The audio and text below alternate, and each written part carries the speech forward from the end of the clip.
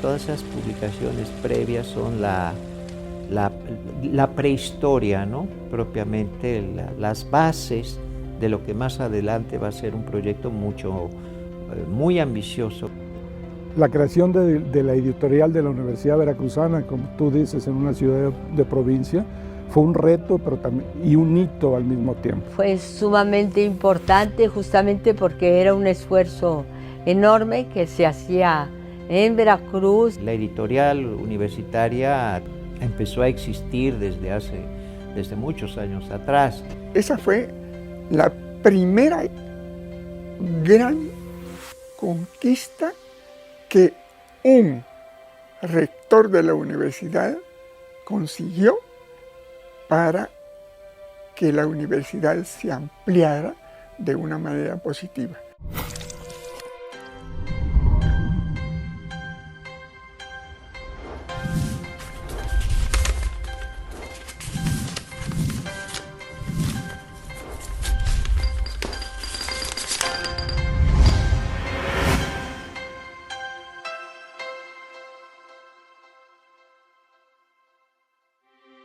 El prestigio y rango nacional e internacional construidos por la Universidad Veracruzana a lo largo de 72 años no podrían entenderse sin su activa y persistente labor editorial, de la que son testimonio volúmenes de ensayos, textos académicos, revistas especializadas y producciones hasta entonces inéditas en español. Una oferta editorial en correspondencia con las funciones inherentes a las instituciones de estudios superiores que representan la huella que ha imprimido la máxima casa de estudios del estado de Veracruz en ese inmenso e infinito volumen llamado Literatura Universal, así como un capítulo significativo de las letras nacionales. Con la fundación de la Universidad Veracruzana el 11 de septiembre de 1944, en la Ley Orgánica y los Estatutos quedó asentada la función de difusión y extensión de la cultura, la cual se llevaría a cabo por medio de un departamento editorial.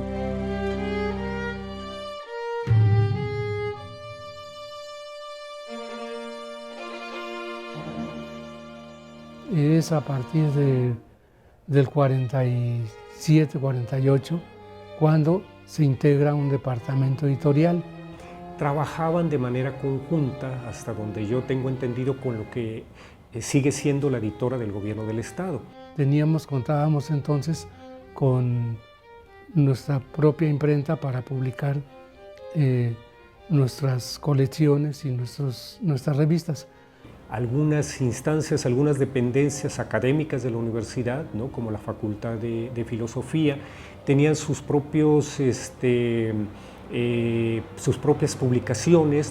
Todas esas publicaciones previas son la prehistoria, ¿no? Propiamente las bases de lo que más adelante va a ser un proyecto muy ambicioso. En enero de 1948 apareció el primer antecedente de la labor editorial de la Universidad Veracruzana, que es el cuaderno que llevó el título de Univer. En estos números de la primera época de Univer encontramos trabajos extraordinarios de arqueología del maestro José García Payón.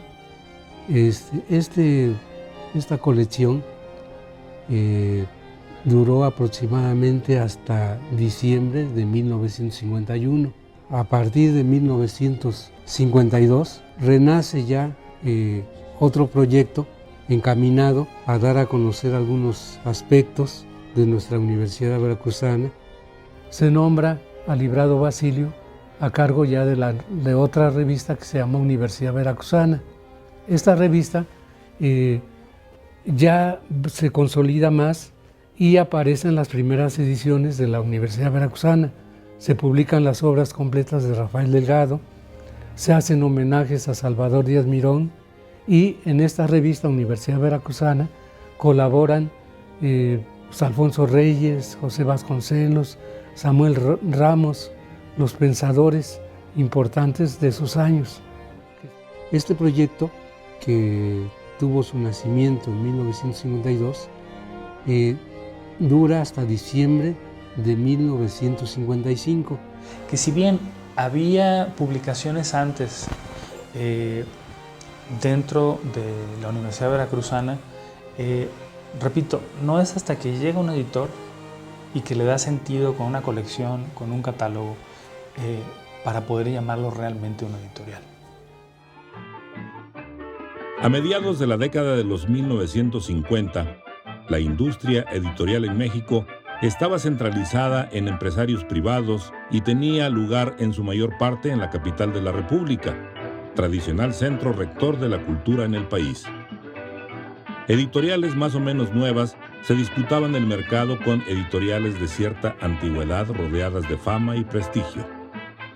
Porrúa Hermanos, la más antigua casa editorial, se dedicaba a publicar principalmente a los escritores mexicanos más reconocidos y con un prestigio ya ganado.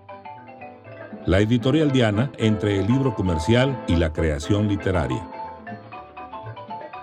Editorial Grijalvo vacilaba entre los géneros de la literatura política antifranquista, política con tendencia socialista y marxista y los libros de fácil lectura. Por su parte, el Fondo de Cultura Económica se dedicaba a la historia, la política y la sociología. Con la colección Tezontle, empezó a incursionar en la literatura de los maestros y becarios del Colegio de México y con la de Letras Mexicanas, dedicada a los consagrados.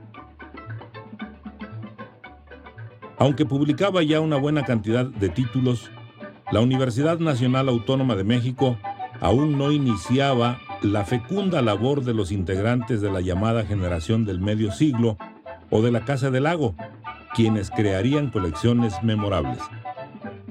Un caso especial es el de la editorial Stilos, que incluyó en su catálogo obras de Alfonso Reyes, Enrique González Martínez, Carlos González Peña, Rodolfo Usigli, Mauricio Magdaleno, Guadalupe Amor y César Garizurieta, el célebre tlacuache. Mención especial merece Los Presentes, revista dirigida por Juan José Arreola, en la que debutaron autores hoy famosos como Carlos Fuentes, Elena Poniatowska, José de la Colina e incluso Julio Cortázar. No hay texto sin contexto, y el contexto era eso, un país centralizado, las editoriales, las librerías en la Ciudad de México como centro, caja de resonancias de todo lo que ocurría políticamente en el país y por supuesto culturalmente, que es parte de la política. La provincia se mantenía por mucho tiempo al margen de estos beneficios. Había pocas posibilidades de publicar. Bueno, estaba la editorial Era, en la que pues publicaron Fernando Benítez, José Emilio Pacheco, Carlos Monsiváis, yo misma. Mientras tanto, aunque los jalapeños opinaban de otra manera, Jalapa era una ciudad provinciana, aislada culturalmente. Comenta el poeta Ramón Rodríguez en Testimonios desde la Memoria Colectiva de Colección Ficción, que a pesar de que él estudiaba medicina en la UNAM, a mediados de la década de los años 1950, se la pasaba metido en la Facultad de Filosofía y Letras, conversando con estudiantes de ese entonces, entre los que estaban Rosario Castellanos, Jaime Sabines, Fernando Salmerón y Sergio Galindo. Que es a partir de 1957, cuando llega a la Universidad Veracruzana don Gonzalo Aguirre Beltrán, quien se encontró preocupado por difundir el tema de educación y antropología. Pues es que fue un conjunto de cosas que se dieron con la llegada de Aguirre Beltrán. Un año antes había llegado el maestro Salmerón, doctor Salmerón, mi maestro, para fundar la Facultad de Filosofía y Letras. Entonces confluyeron muchas cosas, como que culminó ese movimiento con la creación de la editorial. Entonces, continúa diciendo Ramón Rodríguez, nos llamó a Galindo y a mí Fernando Salmerón y lo buscamos en las oficinas de la Rectoría, en la calle de Juárez, junto a la Prepa Juárez, donde también estaban la mayoría de las facultades que había en la Universidad Veracruzana. Sergio Galindo ya sabía lo que se estaba fraguando aquí en Jalapa, pues a principios de 1956, Aguirre Beltrán y Salmerón habían organizado algunas reuniones en la Ciudad de México en las que Sergio les explicó sus intenciones de conformar una editorial.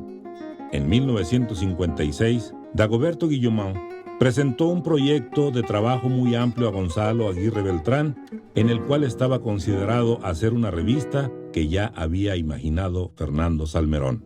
Pues yo pienso que en principio la determinación por parte de Fernando Salmerón y de don Gonzalo Aguirre Beltrán de crear un órgano que formara parte de esa entidad viviente llamada la universidad, con un carácter bien definido, me parece que es el giro capital, el acontecimiento capital que se produce en 1957.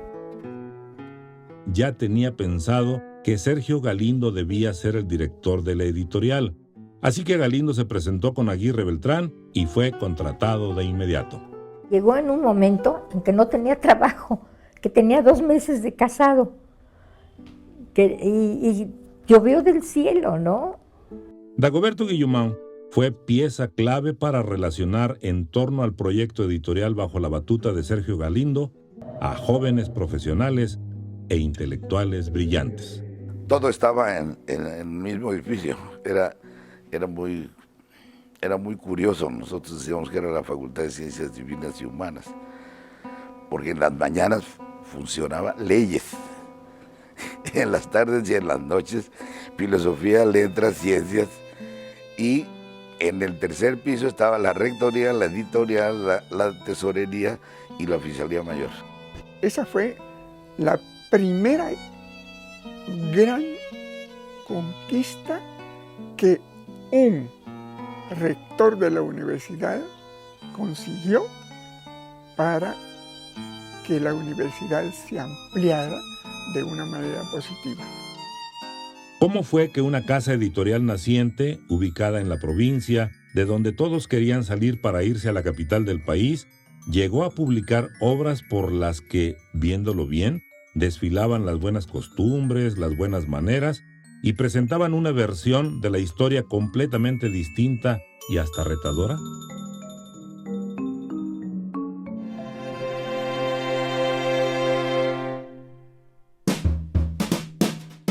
El crear una editorial universitaria en una ciudad que en ese entonces estaba todavía más alejada de la Ciudad de México, implicaba un esfuerzo y una visión de muy altos vuelos.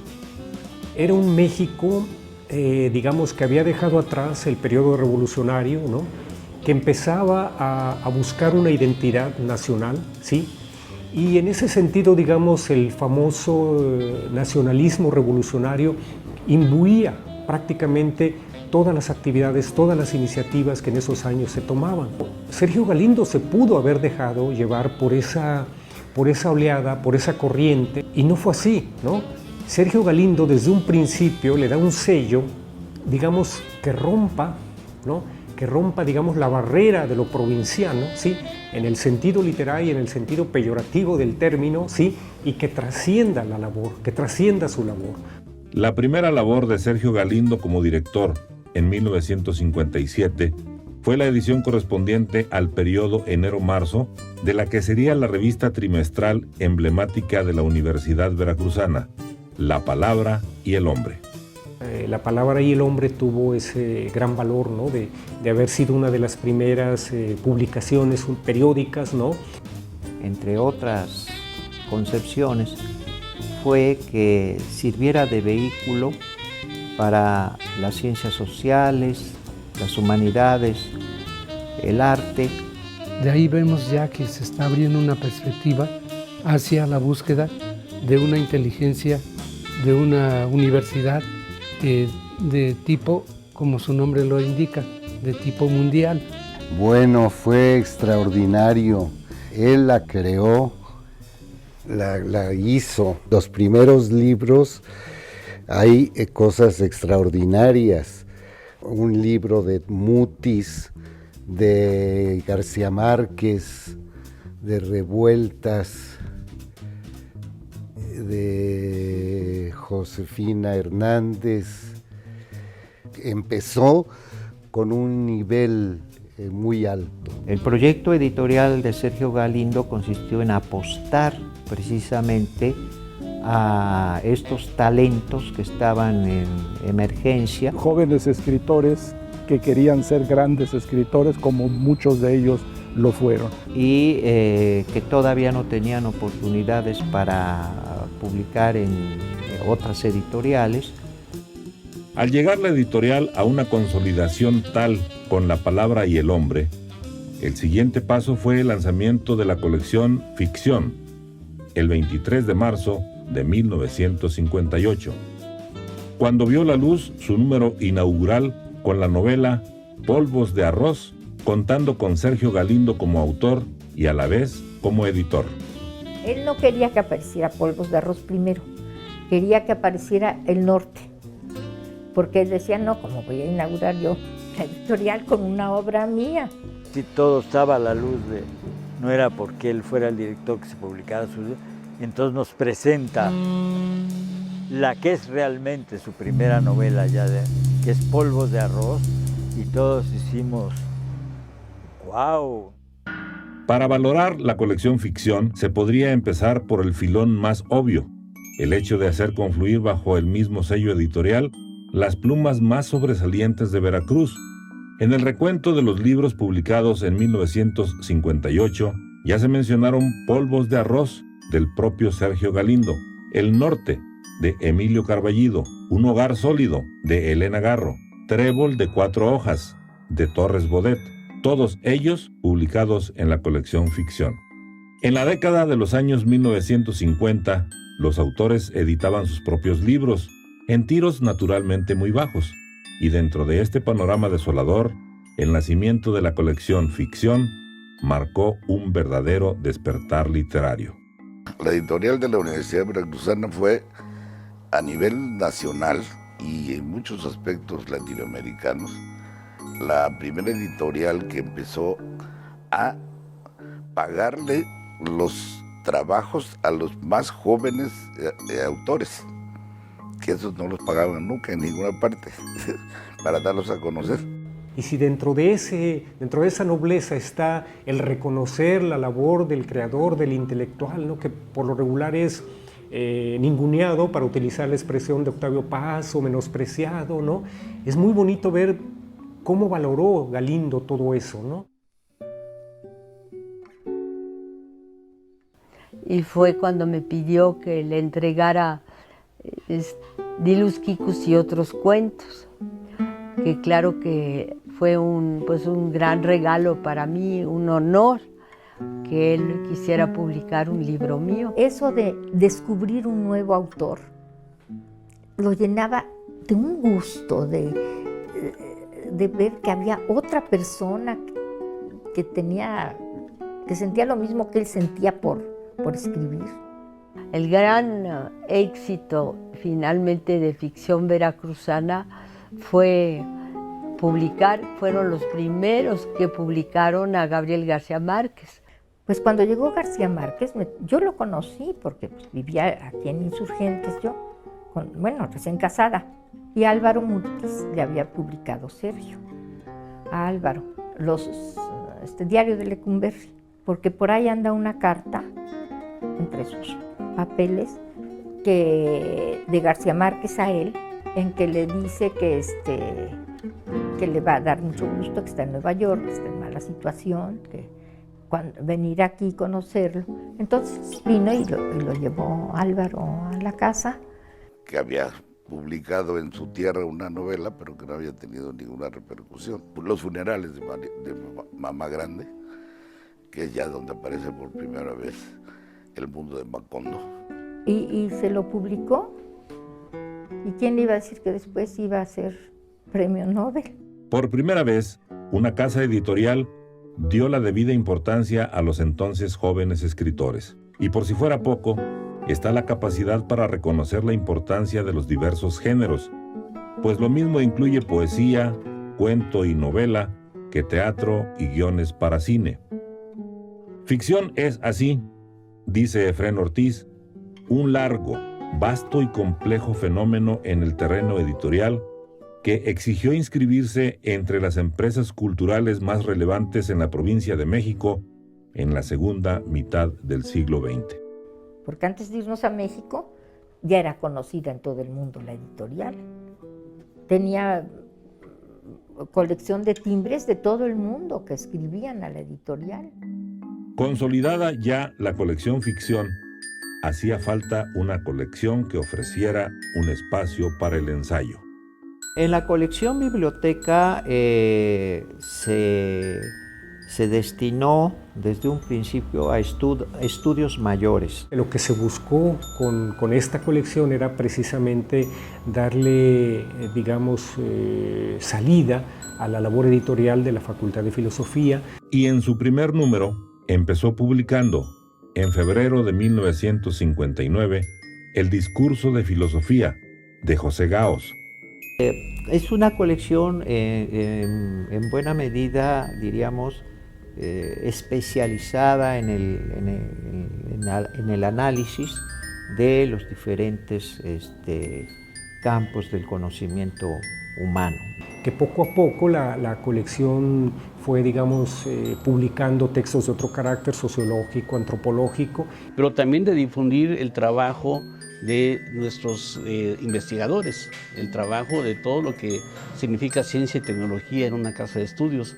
Y que con el paso del tiempo, digamos, pasa de ser una publicación, una colección propia de la Facultad de Filosofía, a ser simplemente la colección biblioteca de la editorial de la Universidad Veracruzana. Entonces creo que esto fue lo que le dio mayor fuerza a la revista y al proyecto editorial de Sergio Galindo. Don Gonzalo Aguirre se va de subsecretario de Educación Pública y se lleva a Sergio Galindo a dirigir la editorial CEP70s. Y en su lugar lo ocupa César Rodríguez Chicharro, excelente maestro, excelente historiador de la literatura española. Al poco tiempo, César Rodríguez Chicharro deja la dirección y por un año viene a Jalapa Sergio Pitol. En 1967, bajo la dirección de Sergio Pitol, la editorial consolida su prestigio y reconocimiento nacional e internacional. Un escritor muy singular que transita entre el ensayo, más bien entre el cuento, la novela, el ensayo, la crítica, la traducción. Hay un nuevo parteaguas, un parteaguas particular en el caso de la traducción, porque bueno, la labor de Sergio Pitol como traductor no es una labor desconocida, todos por supuesto la conocemos. Se publican libros de autores universales y se da a conocer la novela de Juan Carlos Onetti, Tierra de Nadie. Desgraciadamente, Sergio Pitol es nombrado agregado cultural en lo que se llamaba antes Yugoslavia y se va de agregado cultural a la embajada nuestra en Belgrado. En su lugar entra Rosa María Phillips, una traductora del ruso notable. Estuvo solamente unos meses aquí en Jalapa, haciéndose cargo de la dirección editorial y de la Palabra y el Hombre, porque en ese momento el director editorial simultáneamente era director de la revista. Desafortunadamente, los apremios políticos también imprimieron su huella en la vida universitaria. En 1968, socialmente complicado y efervescente para el país, las universidades públicas sufrieron un impacto negativo como consecuencia de los movimientos estudiantiles y sociales. Viene el movimiento estudiantil del 68 y una de las formas de la represión es la represión cultural, ¿verdad? No solo la represión política en las calles, sino también contener, reprimir, cooptar la producción de lo mejor del pensamiento universitario, del pensamiento humanista, que por definición es democrático. La Facultad de Filosofía y Letras fue tomada por el ejército en ese momento, inclusive se rumoraba que ya no la iban a abrir, estuvo cerrada por un corto tiempo, con el argumento de siempre de que era un semillero de comunistas. Las dificultades fueron crecientes y el vaivén de los presupuestos universitarios tuvieron consecuencia en la continuidad del trabajo editorial en la Universidad Veracruzana por cerca de 10 años. A lo largo de este periodo, las labores de publicación disminuyeron bastante y fueron asumidas por el Departamento de Difusión Cultural y se dispersaron en facultades, institutos y otras dependencias universitarias. Gran paréntesis de inactividad editorial. Prácticamente todo lo que se producía en libros lo hacía el Centro de Investigaciones Literarias, que estaba a cargo de Jorge Ruffinelli. Entonces, pero no eran los libros oficiales de la universidad, dependían de un centro de investigación. Fue gracias a la iniciativa del doctor Roberto Bravo Garzón que en 1970 consiguió publicar todavía un número, el último de la primera época de La Palabra y el Hombre, pero entre 1968 y 1970 hubo un lapso en que ya no apareció prácticamente la revista. Temíamos que la misma editorial fuera a clausurarse. Hubo cambio de gobernador, cambio de rector también. En ese momento, si no mal recuerdo, entró a la rectoría el doctor Rafael Velasco. Felizmente terminó este periodo negro.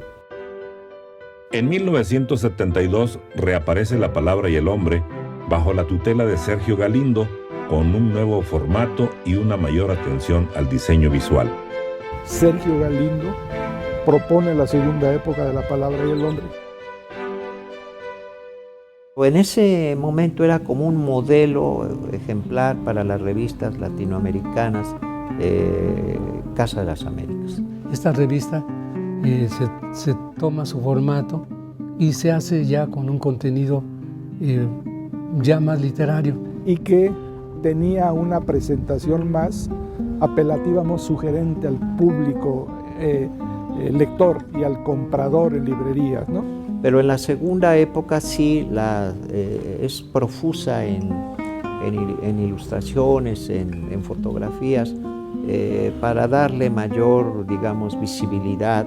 Y bueno, lo tendré que decir porque estoy muy orgulloso de ello.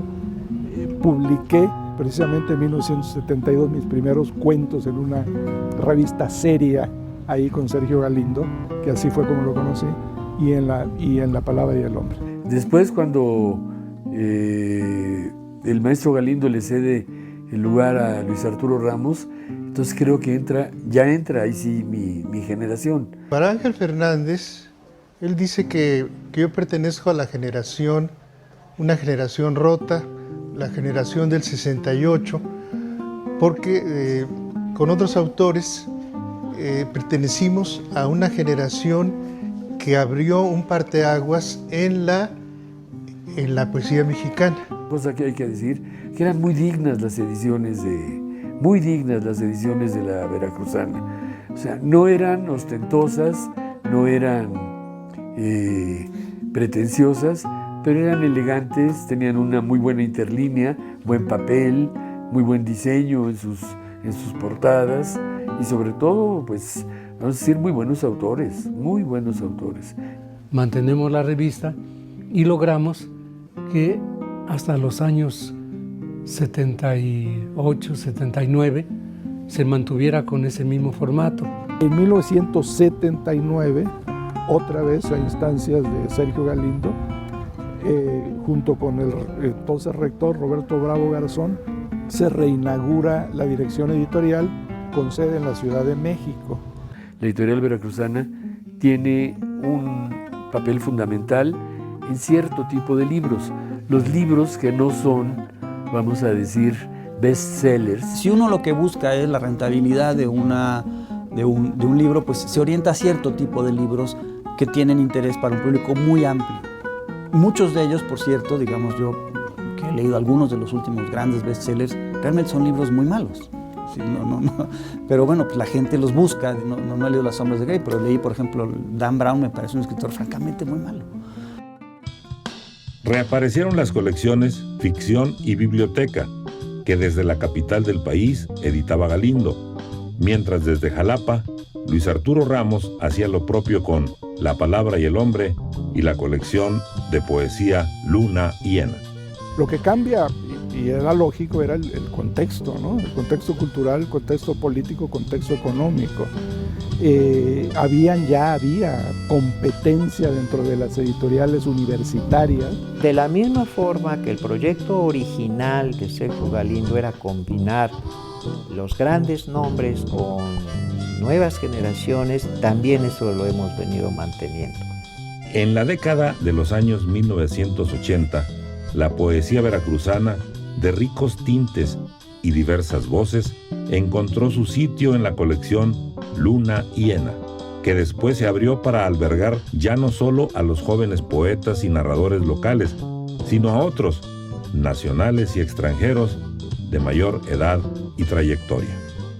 Entre 1985 y 1992, la editorial sortea obstáculos y limitaciones y asegura su continuidad creando nuevas colecciones como Manantial en la Arena y Textos Universitarios, que se publica hasta la fecha y ha sido fuente fundamental de libros de texto en las diferentes carreras de la universidad, lo mismo que la revista La Ciencia y el Hombre, en 1987. En 1999 apareció la serie especial que alberga libros de arte, entre los que merecen destacarse Tlacotalpan, de Mariana Jampolsky, Sol de Plata, que recoge la obra del fotógrafo veracruzano Joaquín Santamaría, la versión en castellano de La Isla de Bali, de Miguel Covarrubias, y el volumen Veracruz La Habana, Veracruz, coordinado por Bernardo García Díaz.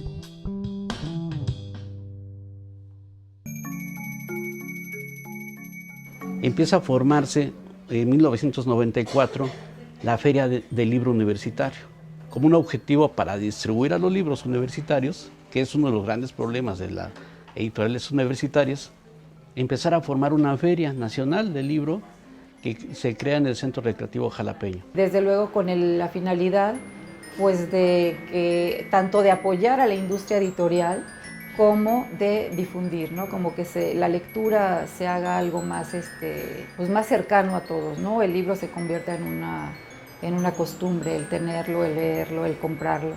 Primero surge como Feria Nacional del Libro Universitario y después adquiere un carácter internacional. Creo que también ese es digamos, una ventana, un escaparate para la labor editorial de la Universidad Veracruzana, ¿no? Porque, bueno, por lo regular lo que se hace es presentar un buen número de novedades en el marco de la FILU. El reto principal es seguir conjugando varios aspectos para conseguir que la gente vaya. La difusión en las diferentes plataformas, como dice usted, buscar cómo sea atractivo por diferentes aspectos. Los expositores siguen queriendo estar, aunque luego digan, no, es que no hubo muy buenas ventas, siempre lo dicen, ¿no? Pero siempre dejan apartados sus espacios.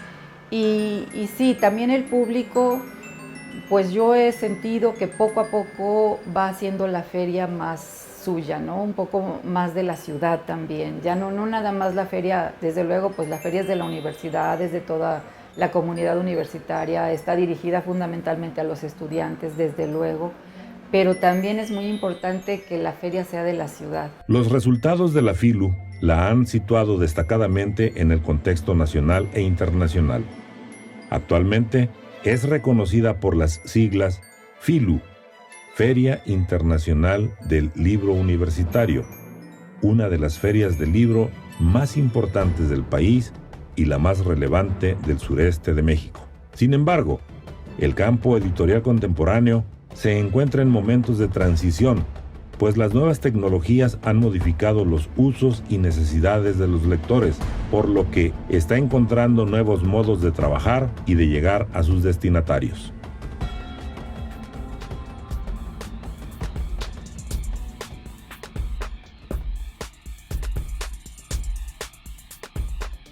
Estamos hablando de un país que es otro y que ha cambiado, que las librerías han cambiado, que los lectores han cambiado y que la editorial de la Universidad Veracruzana requería modificarse. Siempre estaremos haciendo tecnologías. Yo creo que debemos de tener pues, una bienvenida a todas ellas y lograr esos impactos, porque gracias a los impactos actuales podremos tener mayor proyección, mucho mayor proyección, y que nos da una oportunidad de abrir nosotros a otros lectores de otras partes del mundo con mucha facilidad. Eso es algo muy importante, sin descuidar la labor editorial de los libros permanentes, ¿no? Que eso es algo que todos añoraremos, siempre traer un libro físico.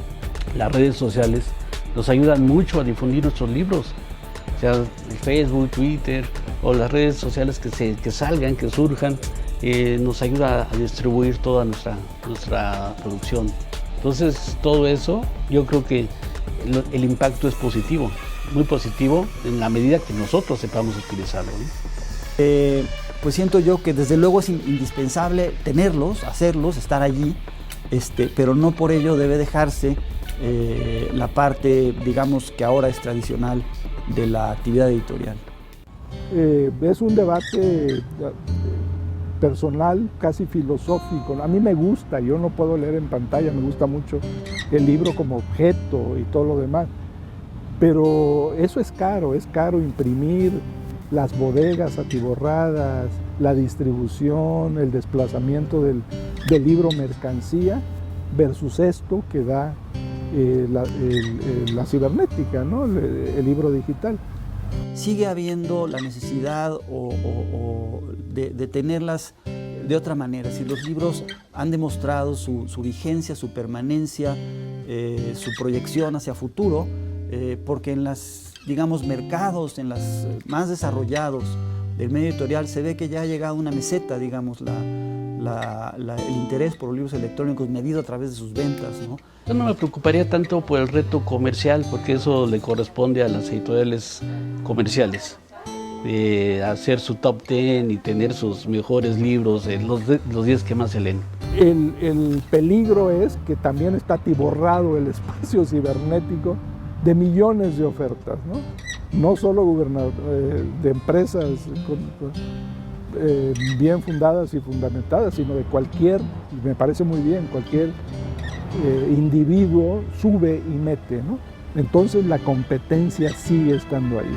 Yo me preocuparía mucho por defender el conocimiento que hace esta universidad, el conocimiento que se crea desde sus laboratorios, de sus institutos, de sus facultades, que los jóvenes participen y que esta editorial esté precisamente con ese radar que tenía Sergio Galindo, ese radar de captar quiénes son los talentos para poder tener publicaciones en los libros.